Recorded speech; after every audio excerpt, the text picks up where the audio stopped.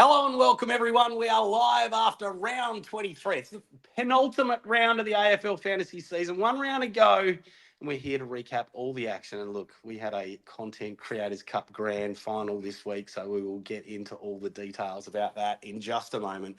But before we do, I'm your host and AFL Fantasy Fanatic, Tim Guest, and you can find me on socials at TimGuestAU. And for those listening on the pod, it's Sunday, the 18th of August. Come join us next time live on YouTube or X.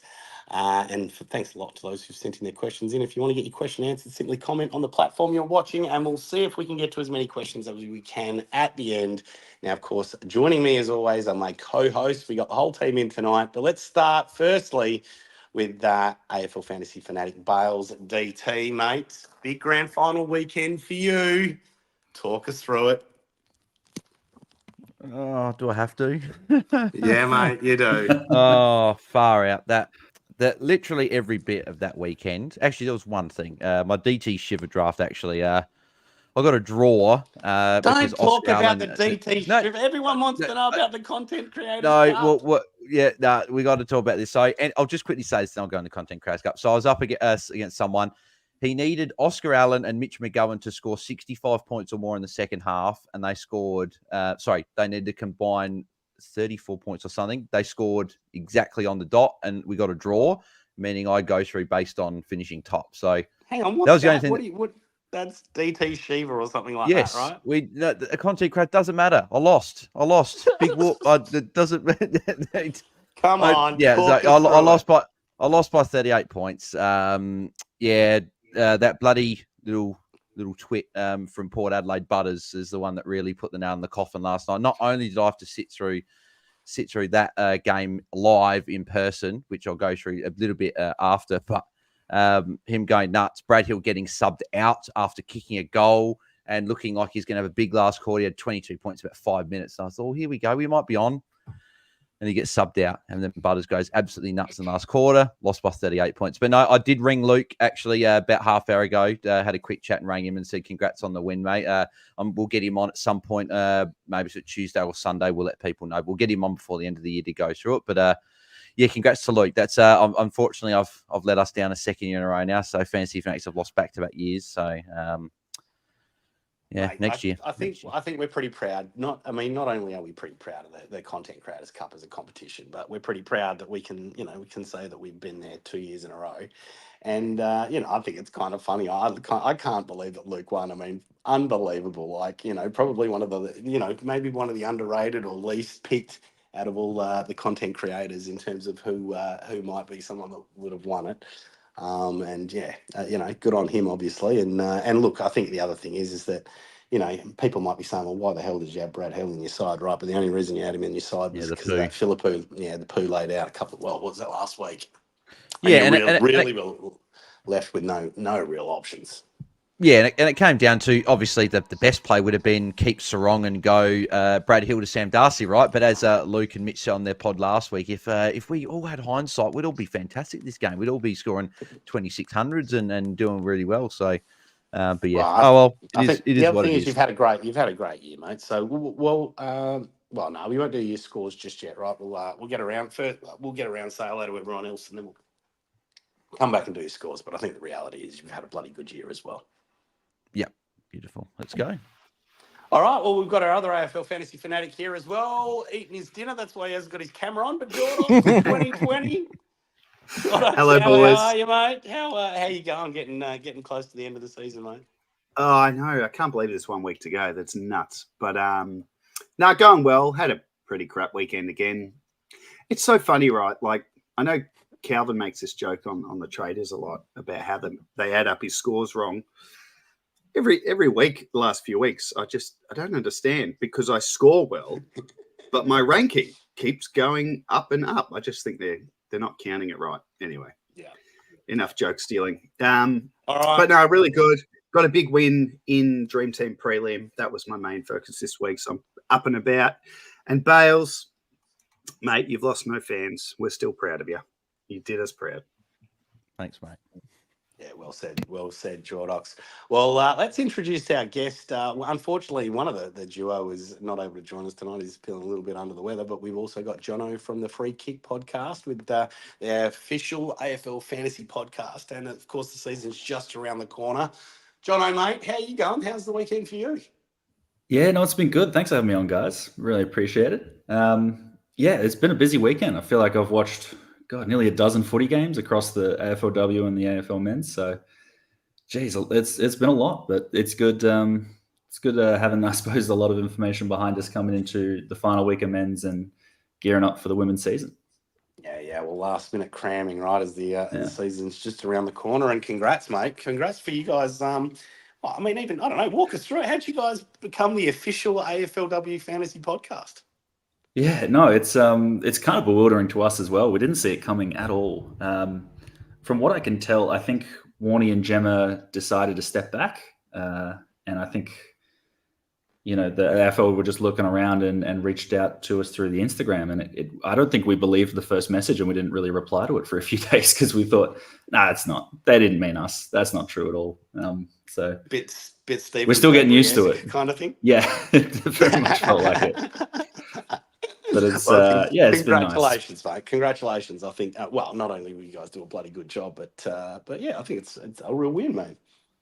Yeah, no, I think it's great. It's great that it's a shame to have lost one extra podcast in the space with Warnie and Gemma, but I think it's nice that we can, get on and keep talking about the players. And, I think last year we saw so many more podcasts cropping up, and it's great. I think that there's so much focus on it. It's really great. You might need to start thinking about a Content Creators Cup over there as well, hey? Yeah, absolutely. Well, let's get stuck into our team scores and find out how everyone went. Look, Bales, we will turn our attention to you, mate. You were obviously in the big show this week, so talk us through how you scored and where you're ranking. Yeah, so I had the same feeling as Jordox this week. I scored the 24-23, which I thought was a good score. There wasn't really much sort of outside of really the Brad Hill subbed out that really sort of stung. I'll go through one player with -3, but everyone else sort of did their jobs and big scores. Obviously had the Marshall VC, but just unfortunate, didn't quite get the job done. Round rank of 5-3-5-5, which put me down only 13 spots, so 5-8-7. So one final push to hopefully get top 500. And yeah, we'll see how we go. All right, good stuff. Jordox, actually, we'll turn our attention to our guest. We can't leave them till last. Johnny, why don't you walk us through how you went for the week, mate? Look, I had a pretty average round. I think it was a 23-45 at the end. I think I've got some very clear -3s coming up because I had a couple uniques that have just really, really hurt. But look, the key thing is that I won all of my final matchups that I needed to win by the barest of margin. I think I got over in my main one by about 3 points. So we take that and we walk away. Has lockout open, mate? There's not going to be any late adjustments or anything, is there? Oh, no. There's a tackle that Sam Walsh got that I am certain he didn't make, and I'm just waiting for the other foot to drop. So the sooner this closes off, the better. Yeah, good stuff. All right. Well, fingers crossed for you, mate. Fingers crossed. Jordox, tell us about your week, mate. Yeah, so I scored 23-81, which, sounds pretty good. But now my ranking blew out again. So I'm now 3-8-9-9. So, look, it's been a pretty crap last 5 weeks, but I'm still, pretty proud of that number. It's very competitive, very hard. And as we all know, it just takes a couple of, shitty efforts from primos or whatever it may be. And you just fall behind the pack. So, one more week. Not much to get too excited about, but still doing okay. That's it. Tim's on. I was on mute, boys. Sorry about that. I was coughing off camera. I thought you were waiting for me to to expand. There's nothing to expand on. The team is Tell shit, me all more, right, Timmy? Jordox. Tell It's me more. done. Oh, mate, you wait until you hear what I got to say about my week. I completely butchered my week. Oh, yeah, go on. So I was in a leadership team conference on Friday, and wasn't really paying too much attention. Didn't really care too much anymore. So firstly, I managed to screw up my VC and my C. So I put my C on Rowan Marshall and not the other way around. So I was, even though that worked out all right, but Take it. I don't know how I managed to do this. I traded out Hayden Young instead of trading out Harry Sheasel. And so I managed to cop myself a donut.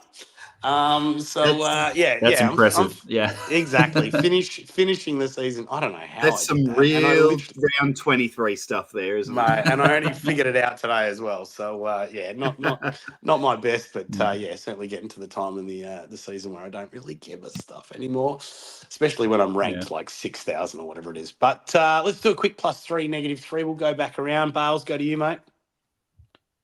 Oh, geez, I was hoping you'd sort of go to me last, actually. So I can go to Jono first, I reckon. All right. Yeah, and I can He's jump thrown in. you under the bus. Yeah, go. No, I'm ready with these. I've got to give. So Walsh in that final game, it was 93. He had to beat it by 4 points for me to, or at all for me to win. And I think it's hard to go past that. Otherwise, it would be Zach Butters with 143. I thought that was incredible. Jesus, but the -3, the worst way to start the weekend is when Brodie Grundy went 44. Why do I still have him in my team? He's been shocking for months. He's got to go. Oh, he hasn't been that level shocking though. Like he's been shocking in the context of Sherry and Marshall. Yeah. He was still also mid-80s. sharing that role. Yeah. He looks cooked. And Longmire came out during the week and said, we're not going to rest him. We're going to rest him during the week. Jeez, I think they'd be smart to rest him this week because it's a dead rubber. I was a bit skeptical on Grundy all year. Like there were times there where they were saying, like they were just absolutely, talking about how great he was and all this kind of stuff. When I thought he was struggling, not getting around the ground well. I mean, obviously he's been quite influential on the Sydney team, but I still don't think he's been playing very well. He looks. Anyway, he's a player who, when he's not in, not right into it, he does look like he's a bit lazy, a bit slow. And because we have so many memories of the Brodie Grundy peak at Collingwood, where he was like an extra midfielder, so he's certainly not the same player. But anyway, all right, Jordox, why don't you go, mate? +3, -3. Oh, Bales, you're gonna have to put your fingers in your ears because I'm about to give Zach Butters a huge +3. More for the prelim I was in DT. He was a unique and he just did it for me. So 143 and in a very sick way, he kicked a goal right at the end of the showdown and we'd lost. And I was like, I smirked. I was like, okay, I'll cop that. I cop that +9. Thank you, Butters. So yeah, definitely Butters. Special mention to Bailey Dale, who was in the absolute toilet today, but came home with a 53-point last quarter and scored a 97. So thank you. -3. Look, I don't have a lot to choose from. I thought everyone was okay. I think Zach Merritt will be a popular -3 for most. You know what? Who I'm going to give it to? I'm going to give it to Tom Stewart, just because he's and my timing with that guy could not be worse. So maybe the +3 should go to me. Actually, what did Luke Ryan score? I was going to give him a -3. I don't even own him anymore, but just as he didn't do too great, I don't think. Really, like 70 odd. Oh, 79, yeah. Cop that, Brian. Anyway, just rambling now. I feel like the timing of those players is just the timing of some of those players, like Dylan Moore this year, when he had that 132 and like 3 big scores, I traded him out just before then. So then I got him back in, took his run of 70s, traded him back out, and missed the second season. It's been painful. They're tough. Yeah. They are tough, those types. But anyway. All right, Bales. Where you go, Timmy first? I can go. I can go now. Yeah. Yeah, go back. So +3. I'm going to give it to Nick Martin. 121, hasn't come off for 8 quarters of football, which has been pretty cool watching him just not come off. I thought last week he wanted to come off. Essendon said, "Nut, you're back out there." And they just didn't want him off this game. And 121 against Sydney as well. Tough game. I was pretty happy with that. Shout out to Lawson Humphries as well, who absolutely went ham in the first half. Me playing him over Hayden Young. But him, if he went on with it, I might have got the job done. So he also gets half of it as well. He was on like 80 at halftime, was he not? 82. Yep. 82, Absolutely. and he had 12 points in the second half. So, but then again, Geelong just got run over. My -3 goes to obviously Zach Merritt with a 64. Obviously, I can't really. Brad Hill was bad, but he shouldn't be in my team. But my actual -3, and I won't go into too much ranks. I know with time sensitive, I'm going to go through the pod, but I did think I need to mention this because I thought it was. I tweeted about last night. Thought it was pretty disgusting. I'm giving the -3 the Port crowd, and I'm not doing no matter the result, whether Crows won, lost, whatever. So Rankin gets concussed badly, he's out, he's having like his body's seized up and everything. And then the Port crowd decide to boo him as he's getting injured. And then they start cheering, and jeering when he comes off. It was sort of, and people waving goodbye as he's coming off the ground. I'm like, in a world where we're trying to sort of more knowledge about head hits and we're trying to sort of stamp that out of our game, and Port fans are like cheering and booing Rankin as he's come off. Like, okay, people say Rankin hit Starfitch 4 weeks ago. I was the first person to say should have got 5 or 6 weeks, not 4. And I thought it was a dirty act off the ball. And I think the Houston one was just as bad. And they're booing Rankin. So I've got to give -3 to Port crowd. You've got to do better than that. So that's my rant. I wasn't particularly happy with that, and don't know if I'll be on a Port showdown anytime soon because it was pretty disgusting. Wow. Boycotting, hey? Bales. Bales on the Yeah, soapbox. I don't Bales, normally. Normally, I'm sort of like happy, sort of cheerful, and have a bit of a joke of it. But sort of that it made me forget about fantasy last night. I'd lost the Content Creators Cup and I'd forgot about it. I was like, I don't really care about fantasy at the moment. I'm pretty disgusted with that. The Crows lost. Obviously, I was disappointed, but that sort of was a bit of a punch in the guts. I wasn't even the one that got knocked out, and there's been actually reports today that Crows have just said that they'll give an update when they're ready. So I don't know if there's something more serious with the ranking concussion. We'll find out. Hopefully there's not. Yeah. Hopefully he's good, but yeah. So he was up after the game. I think. Yeah. Look, I think take away the showdown, take away the Adelaide versus Port. I think in any crowd, anywhere in the world, booing someone being stretchered off. Yeah, and that's I just my don't know point, if there's a place for it. Yeah. No. Anyway, let's brighten it up. Timmy. Brighten up. Exactly. Yeah, I just sort of get that off. But let's get in. Tim, +3 will go to you, mate. Jack Steele, 148. Can't really, massive. Can't really turn that down. It was huge. What a man. Huge game. Didn't see the game. Shame I didn't. But I started watching the St Kilda game, but then I saw what was going on the Port Adelaide game. Switched across there, and then this was going on back there. But no, I will give my -3 to Zach Merritt. He actually had the lowest score in my team, including all my bench players. So that's pretty fucking pathetic. So I think he deserves my -3. All right. Well, arrow shot at Merritt. Arrow shot at booing. There we go. All right. And then a huge Crows fan cheering on Zach Butters. This is fantasy for you. It's upside down. Now, look, quickly, we will just officially congratulate Luke in terms of winning the AFL Content Creators Cup. Great job, mate. Congrats, mate. And obviously, there'll be $2,500 going to his favourite charity. Just quickly, and probably for, close to one of the last times, the AFL Content Creators Cup is proudly brought to you by Infinite Wealth. Make smarter financial decisions where winning coaches will get $5,000 for their favourite charity. And a special announcement, there's a live event coming up on August the 31st at the Camfield. So WA only. Let's call our one-day intensive workshop. 8:30 in the morning at registration opens, 9:30 sharp start and finishes at 6 p.m. Also, good news for fantasy coaches because it's bye week, so you don't need to worry about missing out on any footy or anything along those lines. Now, this is that live event where I teach my clients pretty much everything I know, whether that's how to pay your mortgage off up to 3 times faster without paying a single cent extra, how to reduce the amount of tax that you pay by thousands each year, and how to build your wealth.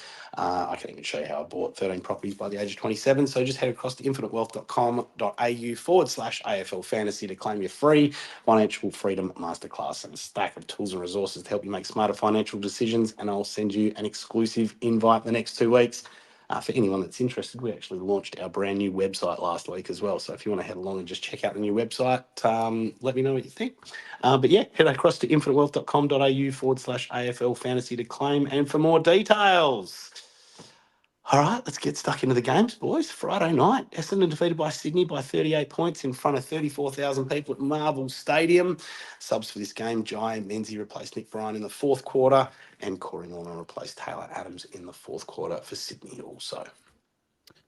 Yep, so a couple of big scores to start people's weekends off. So Nick Martin with a 121 would have made all the owners very happy to own him, and all the people that traded him out quite disappointed after missing sort of back-to-back big scores there. Kicked 3 goals as well to get that there. Jai Caldwell was very good as well with a 119. Been a bit up and down, but always good to get a big score, especially in the forward line. Archie Roberts might have dictated a few trades manoeuvres on the Friday night with a 95, so he was fantastic. I don't know if he's got the Rising Star Award, if he's eligible, but surely he's got to be up there. Errol Goulden 94, Heaney 94. Sort of not really, well, no Sydney players. They're the 2 top scorers along with Will Hayward. So a low scoring game from Sydney there. Matt Roberts, put him on your black book next year. I mentioned it already, but he was good again for a 93. Callum Mills, another one for next year, looked pretty good in this game. 91 playing in defence in this game. So took a few more of those +6 marks that we know that he can do. Parker 75 as well, whether it's could be last few games at Sydney if he ends up leaving there. And then Zach Merritt with the 64 was obviously disappointing. And as Jono mentioned, Brody Grundy was there. So we know that if you can trade Brody Grundy out, John, I'm assuming that's something you're going to be looking at doing this week. Oh, the first thing that happens after lockout lifts. That's 100% happening. Who don't you have, Cherry or Marshall? I don't have Marshall. Yeah, I've been riding the Cherry high all season. I don't think I've traded in my ruck department once this year. I've just had those 2 all year. Yeah, which just felt good. But yeah, Grundy, it's not just that I have him in here. I also have him in my keeper league and in my single season draft. So it was just pain on all the levels. Yeah. Jordox, Nick Martin, 121, Brisbane at the Gabba this week. What do you think of him as an option this week? I don't know what he'd be priced at. I mean, he's an option. He's clearly in hot form, and he's probably my biggest takeaway for next year. Traded him out 2 weeks ago, and I don't think that was smart. As an option, there's a lot of options in the back line, but I don't think you can go past that form. Kicking goals. Yeah, exactly. Beautiful. All righty, Tim, we'll move on to the next game. All right, next game. Gold Coast defeated by Melbourne by 54 points in front of 13,000 people at People First Stadium. Bit of a surprise result here. Didn't expect to see Gold Coast get rolled by so much. Subs in this game for Gold Coast, David Swallow replaced Ben Long at 3/4 time. And for Melbourne, Jake Melksham replaced Tom Sparrow after he hurt his ankle in the second quarter. Yeah, very surprising result considering no Oliver, no Petrarca, Gawn looking cooked for pretty much a lot of the games. So, Gold Coast losing at home is interesting. But a couple of players that would have dictated a lot of draft matchups. Jack Viney with a 141 and Ed Langdon with a 140. Going absolutely massive there. Noah Anderson, 118, was good for 3 quarters. His third quarter, he had 9 points. I think he might have got a knock at some point in that quarter, came off a couple of times, but he finished off strong and put up a decent score there. Flanders got a 95 there, was looking good and sort of quieted down later towards the end of the game. Then we had a couple of the Melbourne rookies at the start of the year.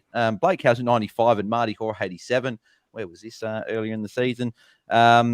Christian Salem, Jordox's mate, scored an 89. So he wasn't too bad there. And even Closey with an 86. Where are all these rookie scores when we needed them? Gorn 84 as well. Then we're sort of scrolling down here. So not too much else in terms of the poorer scores down here. So probably, just quickly, probably the worst individual fantasy performance I reckon I've ever seen. Cozzy Pickett. Obviously not relevant to Classic. I had a mate who had him in draft, and he scored 14 from a whole game. And they won. They smashed him. Staggering. Anyway. Yeah, very, very surprising. I don't think there's really much to talk from this game. Like, I think Anderson's still a good option against Richmond. You're not trading Flanders. I don't know if you're trading anyone in from Melbourne. Salem could be an option, but obviously injury risk. Is there anything that any of you boys want to talk from this game, or do we want to move on to the next game?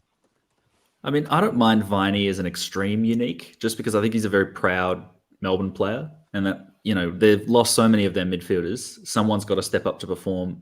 Collingwood aren't the most restrictive team in the midfield. I think it would be an extreme unique, but it's possible. Hey, for 1 week, I like it for 1 week. He's cheap. Yeah, what it is priced at 7.11. So you probably Mm. could even, a lot of people might be able to do it as an M9, and they play Friday night. So yeah, could be you get to take a look at it. I can also see, you know, if you need to get up to Cherry and you need $1.2 million or whatever he's going to get up to after this week, you know, it could be a way to go down on one and up on another. So yeah, I like exactly. Could go Dunkley down. Far out that guy. Nah, but no, you're not going Dunkley down. But anyway, yeah, cool. Alrighty, we'll move on to the next game.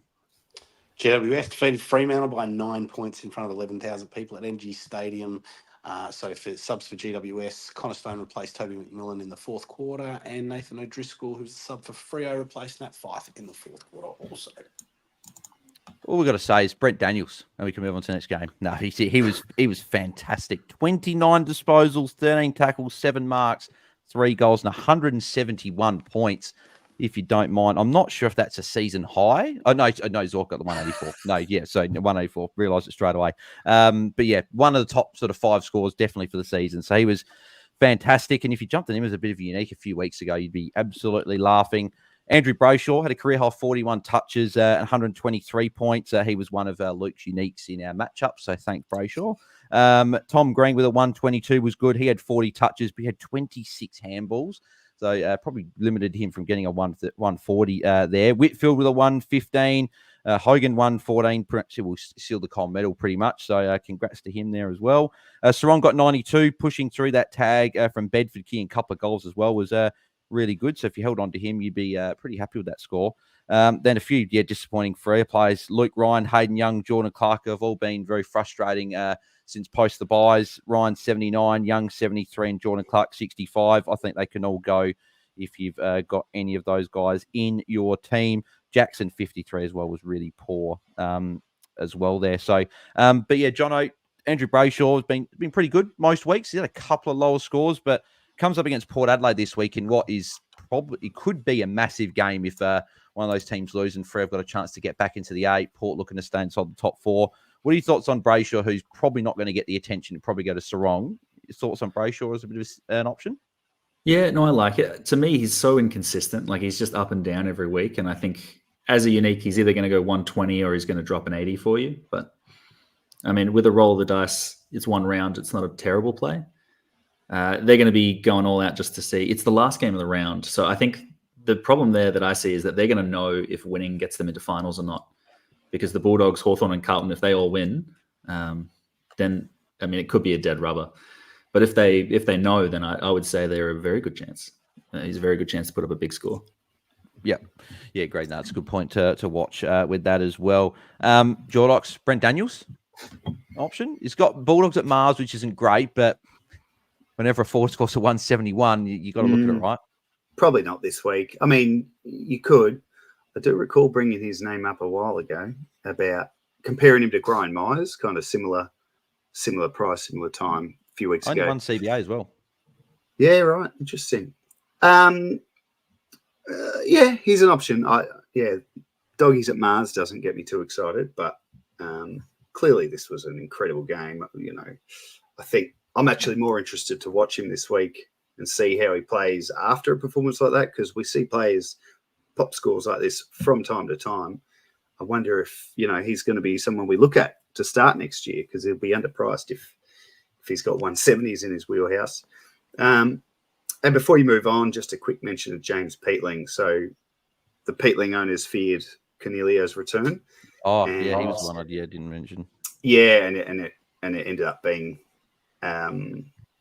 as foreseen. So what do you get? 33, playing a bit mid, bit forward. I actually think Daniels has taken points off him more than the Cogs return, but certainly Peatling, if you had him, I just hope you were looping at F7. Yeah, I know John, I was just about to say something. I'll just quickly say, because about Peatling there, we didn't mention Tim as well with the content creators cut back Mitch. unfortunately dropped down 18th this week. Had Peatling on field, and also my boy, he played bad. Rory Ladd, we'll get into him. He played pretty poorly in the defense. Didn't get too much of the ball. So hopefully Mitch is what I'm just having a look. So he's what's that? 70 points away from 10, so still a chance. So we'll still be kicking for him. But yeah, we'll hear about that on the Ball Boys pod tomorrow. So looking forward to that. But Johnny, you had something to say? Yeah. So my keeper league forward line, slide aside here, but I had Tom Sparrow go down with an injury, 11 points subbed out of the game. Later that day, we had Isaac Rankin also subbed out, 47 out of the game. I'm on the ropes. Brent Daniels steps up for 171 and delivered me the win. I was ecstatic. Yeah. It was his highest score by nearly 100 points. He's had a couple of 100, but it's that's what August is all about, my friend. Stories like that brings a dream come true. Absolutely. What a game from Brent Daniels. Beautiful. Alrighty, Tim, we'll move on to the next game. Collingwood defeated Brisbane by 1 point in front of 61,000 people at the MCG. What a cracking game that was. Subs for this game. So for Collingwood, Ned Long replaced Jake Pytel at 3/4 time. And for Brisbane, Harry Sharp replaced Jared Berry at quarter time after he's done something to that hamstring for sure. Yeah. Nick Dacos. What a footballer. I don't have him on my side. Another thing that cost me. Luke had Nick Dacos. 67-point quarter in the second quarter. Thankfully, I didn't watch much of it because I was getting ready to go to the showdown. So thankfully, I didn't have to sit through it. But he was pretty good. Quiet side of that, but still got the job done. You take a 116 there. Darcy Cameron 101. If it wasn't for Cherry and Marshall, he's probably got to get his props. He's just been getting these tons, just chopping away, getting really good scores, getting behind the ball, taking to intercept marks. So shout out to Darcy Cameron, who probably one of the more underrated sort of players this year, just obviously with Cherry and Marshall. He probably doesn't get spoken about more, but shout out to him there. Dane Zorko, 99. Obviously a little bit quiet there. And actually just with Zorko, I thought I'd just sort of toot my own horn because I can't toot it with in terms of the Content Crowscut Grand Final. I was the number one expert when it comes to captains this week. So thank you very much. Zorko, the only player, didn't go over 115. So yeah, I'm pretty happy with that. Anyway, nice. Thank you. I was waiting for someone to jump in and say. I had no idea. I'm surprised. Normally you'd tell us about that stuff as well. Yeah, I was just down the dumps and I was just full bent on I've got to mention the Port crowd when we did that. So then a few things come back to me. So Josh Dunkley, 84. Yeah, just disappointing. He's just 2 tackles. Absolutely pathetic in a big game that they needed to win and they lost. And Dunkley, 2 tackles, mate. What are you doing? Not a great score against a good match up there. Hopefully no one's still got Crisp, who only got the 57 there as well. And a lot of players that are going to cost people, would have cost people draft finals, like your Wilmots and your Rayners and Zach Baileys and guys like that, all going sort of 53 or below. So not great from those guys. But Jono, Nick Dacos comes up against Melbourne this week. Obviously, he's had the couple of really hard games out the way. Brisbane looked good this week. Melbourne, bit of a dead rubber, obviously. Collingwood can't make finals anymore because obviously we can't winning and Melbourne can't either. Could you bring him in? Do you think there won't be a tag and you just bring him in against Melbourne, who, if they don't tag, will be a good matchup? I'd be surprised, given the lack of depth in their midfield at the moment, that they don't tag. I think Melbourne would just want to break even in this midfield contest. So I would be very hesitant bringing him in. Yeah, it's a bit of a struggle there. Yeah. Tim, what are your thoughts on Dacos? You still got him, don't you? What are you thinking of him going into the final weeks? I know, pretty sure you got him. Yeah, look, once again, all my advice at this point of the season comes with a giant disclaimer that I really haven't been paying much attention. So, look, I mean, he's gone pretty well for me. I'm pretty happy. Look, I guess it's who you haven't got in that defensive line. One of the things that we were a little bit concerned about was Sinclair with that run. Who's he got this week? Carlton. Yeah, but so that could be a lot of injuries there. Difficult mashup. Yeah, injuries. Look, I think at this point of the season, right? You got 1 week to go. You basically, it's going to come down to matchups. It's going to come down to who's the weakest player in your side this week, and it's going to be trading them out and bringing in, I guess, whoever is out of the top trade targets you don't have. So. You know, I'm not sure he's going to be one of the top trade targets. No. But I was yeah, go on. going to add, Collingwood fans, don't come at me. This is not about the player; it's about fantasy only. But I wasn't all that impressed. I mean, to have a 67-point quarter and only score 116, aided by 2 goals, I don't think he's turned it around. I mean, he was playing forward a bit as well. So 25 touches. Yeah, I wouldn't be too excited about him for this week. Yeah. Still think he's one of the best players in the comp, I promise. It's just 25 touches, not much. I mean, is there a chance that Collingwood just go, let's win him a Brownlow and make sure he gets the 3 votes this week? It's the only thing I can think of. Yeah. I think he does that on his own, but if they're putting him forward and moving him around, I was thinking about him a lot the other day, like how he's kind of regressed slightly in the fantasy. Well, he has in terms of his fantasy output, and he's almost becoming more the super coach type, where he's more impactful, one of those players. Whereas his first couple of years, he got a lot of accumulation, 40 touches, playing off half back. Don't get me wrong, when he's released as a pure mid, I'm sure he gets back to those numbers. But I just think the Nick Dacos we see moving forward, at least in this early part of his career, will be a bit less about quantity and more about quality, which he has heaps of. So yeah, great. And also didn't mention Lockie Neal as well. 87 looked good at patches, but was quiet for big parts as well. So we're hoping for a big one. Has a potential Caldwell tag this week, which worked last year, so that could definitely be something that they look at. Well, that was side bottom again. So it's a couple of weeks. He's gone Goulden into Neal and done quite a job. So he's found a new role, side bottom, only 16 years into his career. I know. Exactly right. Yeah. Cool. We will move on to the next game. Port Adelaide defeated Adelaide by 22 points in front of 52,000 people at the Adelaide Oval, one of them being Bales, DT. Subs for this game, Quinton Narkle for Port Adelaide replaced Lockie Jones after something with his Achilles there. He's got Achilles soreness or something like that going on. And then for Adelaide, Zach Taylor replaced Isaac Rankin after he had that gentle fall to the ground. Yep, and also any Dan Houston owners, he's going to be gone for at least 3 matches. Careless has been great. It's intentional. Anyway, Zach Butters, 143, was very, very good. I still don't quite know why Crows didn't put anyone really onto him. He just got it done, and he was very, very good. So would have got a lot of people wins in both classic and draft in particular matchups there. Broke the record for touches in a showdown too. Yeah, exactly.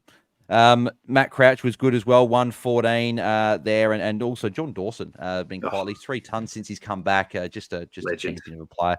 Again, another one to put on the watch list for next year. A little bit underpriced. Rosie 109 was also good as well for a lot of the game there. Rory Laird disappointing, 67. Just didn't really get.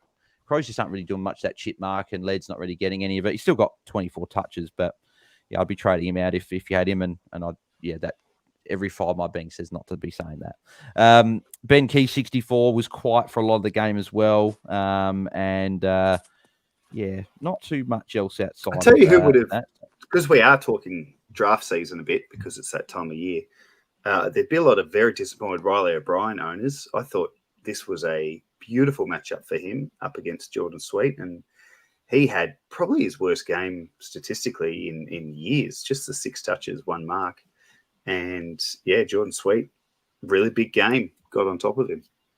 Yeah, this is one of the reasons I'm pretty glad Free Kick Lamb did not make it tonight, because he fielded Rob over Sweet in his keeper team.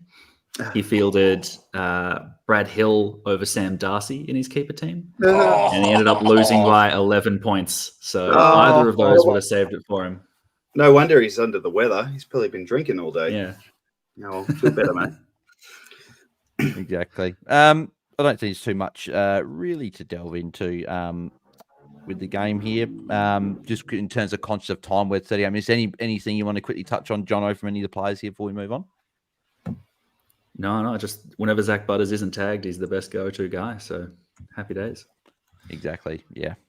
Agreed. For this week, could be a decent option for a final week play. So there you go. But beautiful. Move on to the other Saturday night game. St Kilda defeated Geelong by 18 points in front of 32,000 people at Marvel Stadium. Subs for this game for St Kilda, Hugo Garcia replaced Brad Hill in the fourth quarter with a sore back there. And for Geelong, Mitch Duncan replaced Gary Rowan in the third quarter. On top of that, I think Caminiti injured his shoulder as well.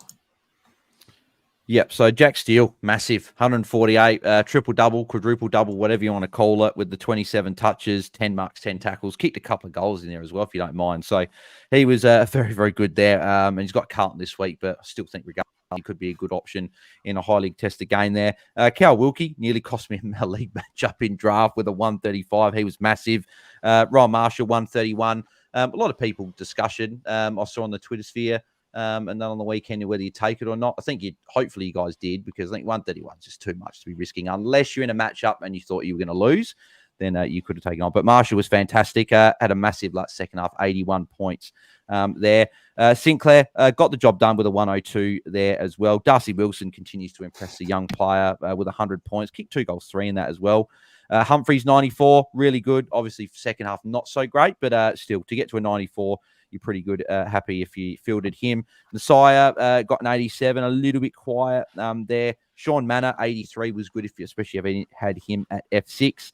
And Tom Stewart, 82, back-to-back weeks under the ton. Has West Coast to GMHBA. I think he'll go quite well in that final game of the season. A few other players sort of did average there. But Jono, Jack Steele, 148, obviously massive. Option to bring in against Carlton. Are you not too worried about the, I guess, tougher matchup against the Blues?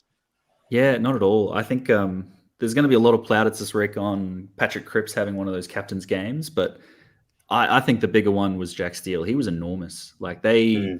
He's kicked goals when they need it. He was everywhere around the ground. His tackling pressure was enormous. I think it was just incredible to watch. So I had him in my trade plans all week until Harry Sheezel was confirmed out and I had to change it. And geez, I regret it. I would have been better off just copying the Hayden Young score and moving on, because I had an extra defensive premium I should have looped. But yeah, phenomenal player. Keen to get him in. Steele and Marshall, the third quarters, when Saints kicked 7 goals to 1 and turned it around, they both had 50-point quarters. Yeah, incredible. Real leaders stepping up when the side needed them and when the fantasy sides needed them too. So that's what we like to see. A lot of Saints players went massive in that quarter. 2, 4, 5 players going over 40 points, which is massive. So, shout out to Saints on a good win there. Beautiful. Move on to the Sunday games, Tim. Hang on. Sorry, Jono. Yeah, sorry, you're going to jump in there. Sorry. No, I was just going to say on Tom Stewart, I think a lot of people would be keen to maybe move him on after that, but it was an 82 with a Mitch Owens tag the whole time, and then they come up against West Coast who, Hewitt just put up a big score, Kennedy put up a plus 100 score. I would be happy to ride that out for one more week. Agreed. Yeah, exactly. I think it would go quite well. Beautiful. Tim, we'll move on to Sunday. Right, well, as we turn our attention to the Sunday games, a couple of things. If you're watching us live on YouTube, smash that like button. It really helps us out. And if you're listening on the podcast, then give us a 5-star rating and review. That would be really helpful as well. Turning to the Sunday games, Western Bulldogs defeated North by 96 points in front of 33,000 people at Marvel Stadium. Subs for this game, Jack McRae replaced Riley West in the third quarter for the Western Bulldogs, and for North Melbourne, Miller Bergman replaced Charlie Comben after he was concussed in the first quarter. Not Charlie Comben was concussed. He was concussed later in the game, but Miller Bergman was replaced because he was concussed. Yeah, exactly. Yeah, no, not too good. There for Charlie Comben and Bergman. But so Sam Darcy, 133, massive, 7 goals as well. I'm just having a look in terms of CBA notes. I didn't get to watch this game, much of it, but he looked like Lob was the main one. Had 21 CBAs to only 5 for Darcy, but it didn't matter. So he just kicked 7 goals and was absolutely fantastic. So if you did trade him in at F6, that was a very, very good move, even though the role wasn't exactly what you expected. Yeah, I like that, because I reckon people trade him in thinking he's going to get heaps of hit outs. He only had 5 hit outs, but hey, you take it. 7 goals. He made it rain. Did he ever? Oh, exactly. I think you trade him out this week, though. Giants at Mars Stadium. Sam Taylor, I'd definitely want to be trading out, but definitely very happy with that score there. Tristan Cherry couldn't quite create history by going the 4 150s in a row, but 122, you're definitely not complaining with that. Nah, He's just an not absolute good machine. enough. Only 6 tackles, X-Man. What are you doing? But I have mentioned though, the last few weeks his marks are up. He had another 5 today. His last month of marks, I think, have been 5 or more, or 4 or more in every game. And the start of the year was getting sort of 1, 2, or 3. So yeah, so he's getting a few more of those marks as well. So going along nicely. Adam Treloar, 119, was very good there. 33 disposals. Got more going in the second half there. Bont, 117, got it done as well with his good record against North Melbourne of late. And the first player, well, this guy has just been sort of an epitome of a lot of fantasy teams this year, Jono. Zach Bloody Fisher, 100 points, 31 touches. Can we do it again? Can we bring him in for the final game against Hawthorn? It'd be a lot of people's third time with the Fisher dance this week. Could you go again? I think you can. And it's how many times have we gone to the well? But honestly, the Hawks are in fine form. The ball's going to be a lot in the back line of North again. The Richmonds, when we get to that game, we're going to see the Richmond defenders. We're racking it up. So, yeah, I think Fisher's a fine option. Yeah. So that could be good. I might even be doing that this week, to be fair. LDU 108 was better and would have made coaches a bit more happier than what they have been in the previous few weeks there. Bailey Dale, as you mentioned, Jordox with the 97 there after not looking too great for a lot of the game there. Caleb Daniel got an 87. If he's not sub, he's like under 400k if you want to get an F7 Prem for a week. You never know. And also just Jack McRae. Who would have thought we'd be talking about Jack McRae and Caleb Daniel on a pod for this week? But he played the second half, Jack McRae, or not, I don't even know if it was all of it. Not even. Like 1.5 No, it was like 8 minutes to go in the third. Yeah. He scored 38%. 80 points, 2 goals, 17 touches, 6 marks. That's the McRae we've sort of loved 5-6 years ago, but it's not sort of the one we've seen sort of too much of the last couple of years. But hey, you never know if he moves clubs next year. Other player to look at.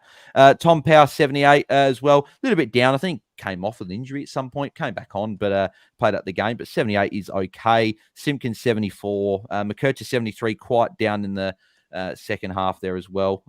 So didn't get a huge amount of the ball there. So who was there was one part I was going to touch on. Treloar Jordox. So we talked about this about Giants next week. Bedford. Does he go to Treloar or does he go to Bont? And sort of what he thoughts. That's the sort of the question, I think. That's hard to pick. That is hard to pick. I mean, we kind of naturally go, Bont's too big, but you got to yeah. I'm not sure on that. That's or is Ed Richards, who's Sydney tagged? Yeah, I'd be surprised if you're letting Treloar and Bont run free. Not sure. We'll have to let the week play out, I think, before we can get a read on that. Yeah. In that Port game when he started tagging, he was kind of going between both Butters and Rosie. He might do something like that, where he's just, whoever seems to be in the better form that quarter, he runs to. Yeah, that's a good shout as well. Yeah, definitely something to watch there. Cool. We'll move on to the next game, Tim. Next game is, damn it, I was distracted doing something else. Looking at my team, actually. Hawthorn defeated Richmond by 63 points in front of 58,000 people at the MCG. So subs for this game for Hawthorn. Luke Bruce replaced Will Day in the first quarter after he injured his collarbone. And then Camden McIntosh replaced Matt Coulthard for Richmond in the third quarter. Out of this game, Scrimshaw also hurt his finger. Yeah. So, Tim, 2 of your favourite players, John Newcomb and Carl Amon, 121 and 106. They're dead to me, mate. They're dead to me. Fucking butchered my year right from the start. That's why I'm ranked at 6,800. So, it's a bit hard to swallow watching them do so well at this back end of the year. But, mate, look at Hawthorn go, eh? Yeah, exactly. Well, Jono, you're probably because a lot of good scores here, like Gunston, 102 as well. A few people might have been drafted as well with a good matchup. Warple got 100. Conor McDonald, who was a popular in this week, and I was a big fan. I've got a 98 this week as well. Massimo, who could be All-Australian sort of discussions on the wing with a 92 there. Hopefully. Talk to us with just a few of those Hawthorn guys. And obviously North this week. Any of them sort of take your fancy? Obviously Dylan Moore, 119. I've sort of just brushed over as well, which is sort of my own fault. But talk to us about a few of those guys. Yeah, I mean, this game was over at quarter time because John Newcomb just had a quarter for the ages with Will Day going down. And I think he had like 7 scoring goal involvements by the quarter time break. It was insane. Yeah. So seriously impressive effort. I think I'm really hoping that the Hawks are going to go, job's not finished till it's finished. This is the game that gets us in finals. We play well in UTAS.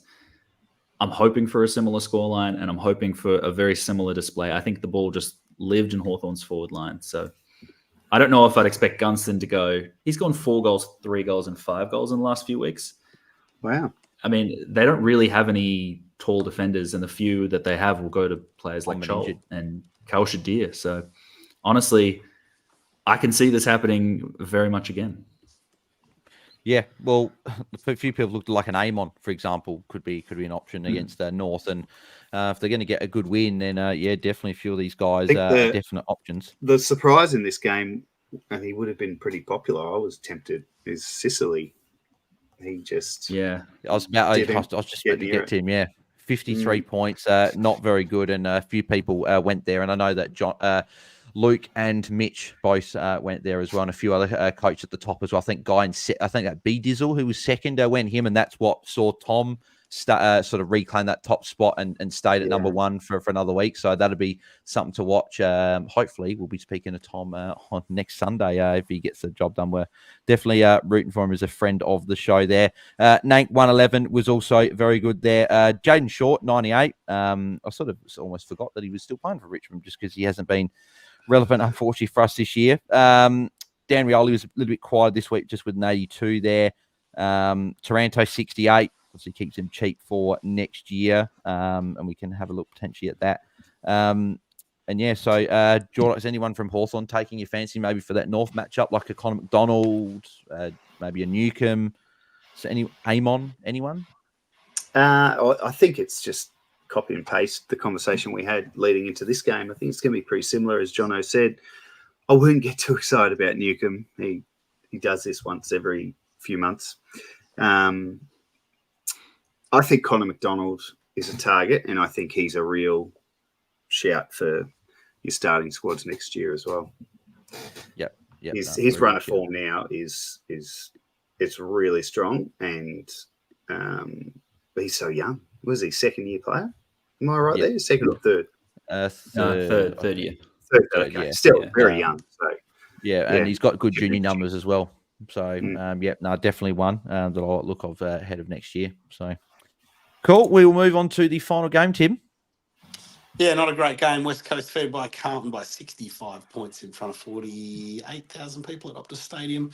Subs to this game, Jack Petrocelli was replaced by Jack Williams in the third quarter, and Ashton Moore was replaced by Corey Durden at 3/4 time after he injured his shoulder.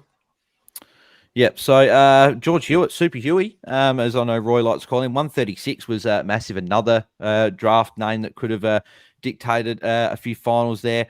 Nick Newman, he was unlucky not to get my +3. What a man! Like for large parts of quarters, he looks like he's going bad and he's not going to score points. Then he just racks up like 30 points in like 5 minutes. It's crazy. Again, had a really strong second half there with 36 and 39 points in the last 2 quarters. So 72-point half. Just an absolute machine. He does this every year, and he's got the Saints under the roof this week, so it could be absolutely massive. Elliot Yeo, 108, just keeps trucking along, and he's had a very good year, and it's been good to see Elliot Yeo on the park for a number of games this year, which is good. So shout out to him. The Hollands boys both turned up as well for draft coaches. Matt Kennedy got a 104 as well, a popular target. There didn't play as much forward as what I thought. Got a bit of midfield usage there. Actually, no, he didn't. He only had 1 CBA, so don't worry about what I said there. But yeah, still, he was very, very good. Duggan was good as well. Cripps 100, but 35 touches to get just 100. Probably a bit disappointing if you had him, but he played a very good game regardless. Harley Reid fell just short of his first fantasy ton as well with a 99 there. Walsh 97, and I'd be remiss if I didn't mention one of my all-time favourite fantasy players, and I know Calvin is a big fan of him. Andrew Gaff, what a career. 95 points in his final game. If you picked him up in draft for a sort of final farewell game, I couldn't, unfortunately. But, he was very good as well. I did, but I looped Dylan Shield on Friday night, and I had to cut Gaffy. I wanted to play him one last time. Yeah. Well yeah, done, nah, Gappy. Good I career. wish I did it. So, Tim, any sort of quick words on Gaffy, mate?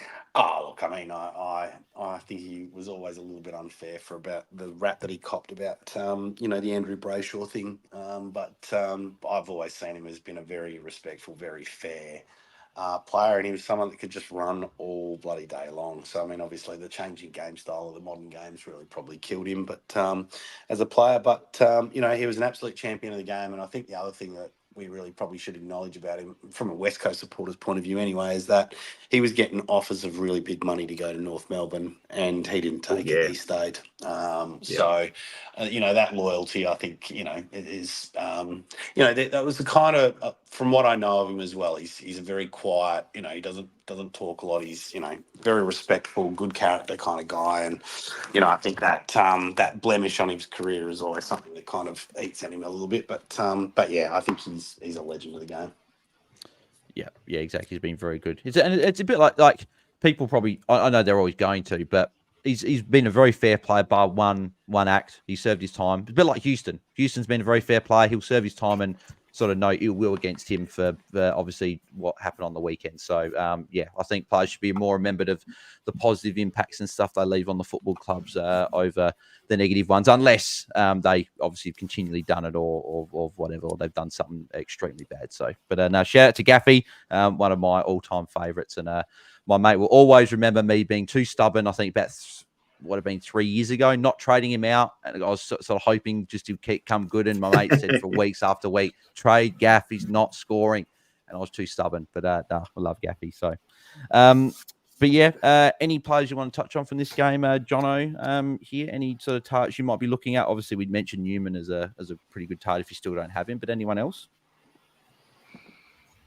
I'm not looking too closely. I think the Saints are a very different beast to what West Coast offered up. No offense to West Coast, but I think they're probably going to run over the top of them. I like Newman in defense, but I don't think the midfield's going to put up the numbers they did this week. So, and I very much worry about the Hollands boys playing up forward. I don't think they're going to get as much ball either. So, I think they're probably a team I'm going to avoid this week. Yeah. No, I think so as well. But yeah, beautiful. Alrighty, well, that is where we will wrap up the games, and we've got a few questions here and people in the chat, so appreciate everyone that's put their questions in the chat. We'll do all the questions obviously on Tuesday night, because I know that we'll wrap up the podcast now. But just before we do go, because we have got Jono on the podcast, and I know that Robert Herr's got a quick AFLW fantasy question. He said, "Hey." Jono, are the stats from this week's AFLW simulations anywhere? Where can you sort of find those stats? We know that Champion Data have been taking stats. They've been releasing a few on the AFLW website in their summaries of the practice games. As of yet, though, they are yet to be released. We're trying to follow up with them to see if we can get a copy, but for the moment, no dice. So we'll let you know as soon as we can. Yeah. Speak to your colleagues over there at the AFL now that you work for them, mate. Yeah. We have exceedingly few contact points, but the limited ones we have, we are reaching out to desperately. Let me tell you that. Why am I not surprised? No, beautiful. But yeah, just before we wrapped up as well, John, I wanted to sort of get you quickly pick your brain for those AFLW fantasy coaches out there. So if you guys haven't made your AFLW fantasy team, you want to keep the fantasy season going, make sure to head over to AFLWfantasy.afl and get your team ready for that kind of thing. It should be an absolute cracker. But John, I want you to give us a lock in your team in each position: defender, mid, ruck, and forward, and who you're locking in, and who you think that people that maybe might be new to the game or have maybe just started their preparation, who you'll be locking in each position. Just give us one name if you can. Yeah, no, happy to. So I suppose to start with, I think the number one defender in the game this season is probably going to be a Richmond player, Isla Sheeran. She has been moved into the midfield, and against the Lions on, Friday night, she was sensational. And that's against, the best premiership midfield in the league. And she was tackling everything, was getting contested possessions everywhere. I think she could probably put up an 85 average, which is 15 points above what anyone else did last year. So that'll be very exciting.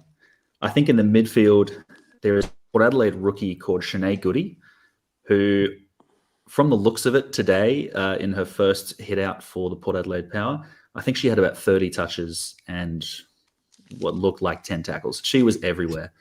It's her first game, but with Abby Dowrick missing, she seemed like their main midfielder in her first outing. So I think at a junior level, she was averaging 100 in the AFLW. She was even higher than that in the Talent Coat League that she was in. So easiest midfield lock I think we're ever going to get.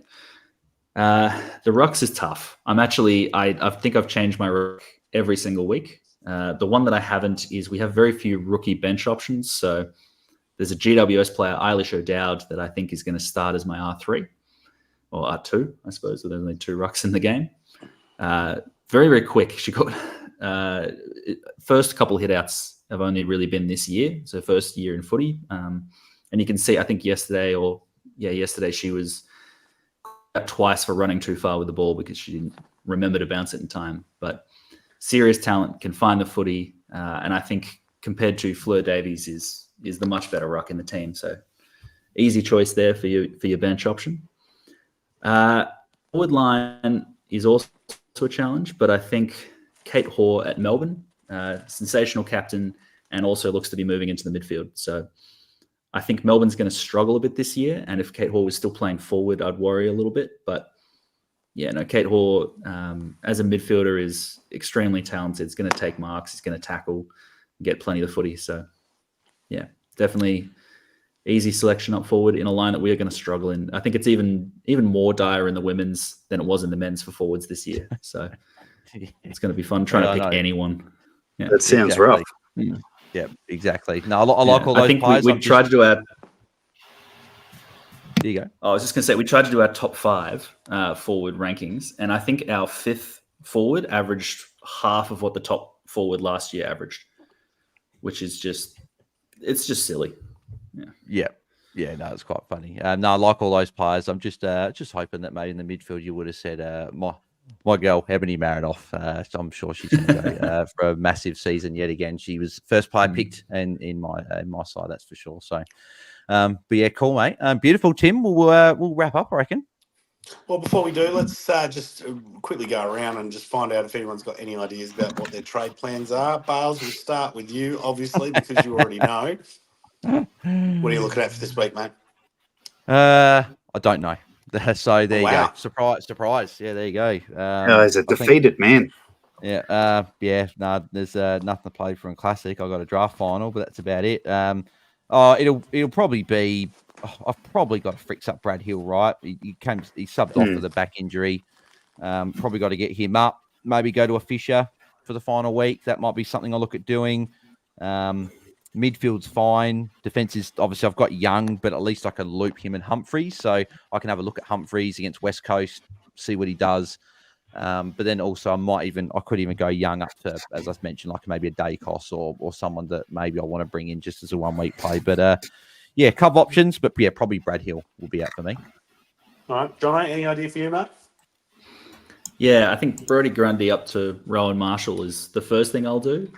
And then the other player that I need to get rid of, I couldn't bring myself to give him the -3 as my team's captain, but James Sicily, 53, I can't have that again. So with a bit of DPP, with some DPP, I might be able to get him up to someone like a Jack Steele.